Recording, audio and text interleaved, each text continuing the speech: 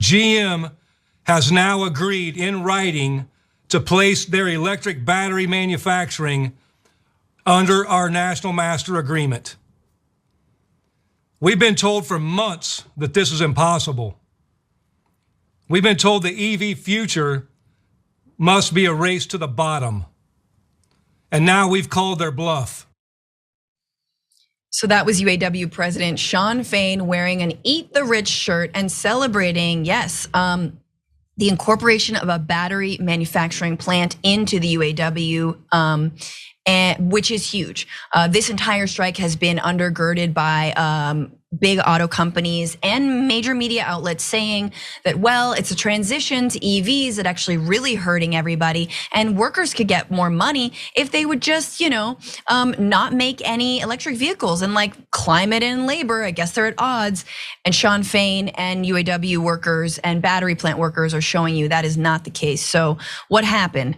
Battery plant workers loom large in what the union calls a just transition away from combustion engine cars and trucks towards EVs. The union has worried that Ford, GM, and Stellantis, which owns Dodge and Jeep brands, would use the manufacturing pivot as an opportunity to shift away from union labor towards lower wage, non-union workforces. In other words, they've been allowing their battery plants to go ununionized, right? And that has been, and they've been pitting workers against one another. But GM saying, yes, okay, we'll put these battery plant workers under that union national contract. That's massive. Fain didn't announce any more strikes, but there's a little bit more from him on the state of everything and what this means for the broader fight. Take a look. GM did something that was unthinkable until just today. They agreed to put the future of this industry under our national agreement. This victory is a direct result of the power of our membership. It's your willingness to stand up when called. It's your commitment to winning what you are owed. If they want to avoid further strikes, then they'll have to pony up.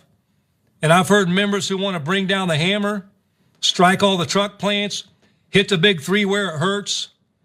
And there is a time and place for that. And believe me, if the big three don't continue to make progress, that time's going to be coming real soon. So there he is, Shawn Fain talking to his membership. Like, I know everyone's chomping at the bit, let's go on strike more plans. He's like, but we always can do that. It really was pressure that led to this move from GM. He said that a threat to the GM's assembly plant in Arlington, where they have their SUVs and the Chevy Tahoe, the Cadillac, like that, they were threatening a strike there. And then GM was like, okay. Shawn Fain doubled down and said, look, not everything is about pulling out the bazooka. We've been very careful about how we escalate the strike. We've designed this strategy to increase pressure on companies, not to hurt them for its own sake.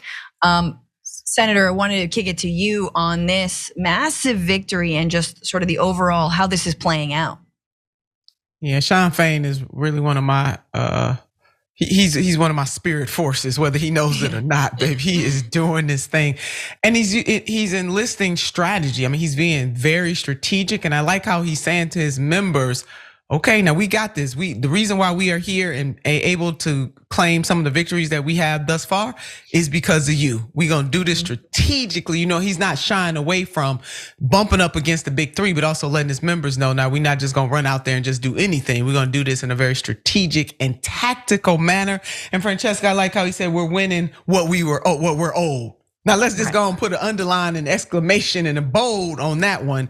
Not winning something that they're just giving to us. No, we are owed this. And it is, I think, so refreshing to have a labor leader remind their members, and hopefully by extension, reminding working class people in this country that you owed some stuff.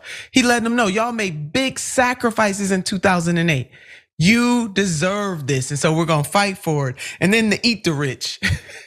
Just put some little salt and pepper on them, on President Fain. Just do that, because they're a little bland, but eat the rich was beautiful. And Francesca, I was just in Wisconsin over the weekend, big ups to Wisconsin. But in Milwaukee, I went by the parts, there was a parts plant. They were already on strike, because as we know, this last Friday, the president didn't roll out any new strikes. But Local 75, and they, about 112 or so people work at that plant. They were out there continuing to strike, continue to be in good spirits, and continue continuing to stand up for better wages, work conditions, and benefits. And when you talk to them to a person, whether it's local 75 in Milwaukee or whether it's local 573 in Streetsboro, Ohio, all of those members are saying they're not only fighting for what is owed to them, they're also fighting to lift up other working class people in this country. So it is a beautiful sight to see.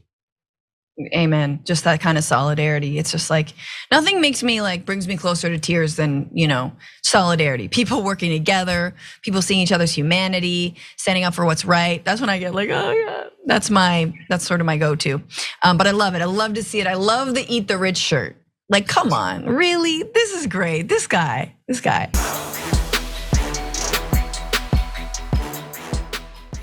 Check out the Damage Report podcast each day, wherever you get your podcasts, whether Pocket Casts or Stitcher or iTunes. You can join me as I give you the news and stories you want, with a range of co-hosts and interview guests jumping in on the fun each day. Again, that's the Damage Report, wherever you get your podcasts. And if you get them at iTunes, don't forget to rate and review. Sometimes I'll read them live on the show.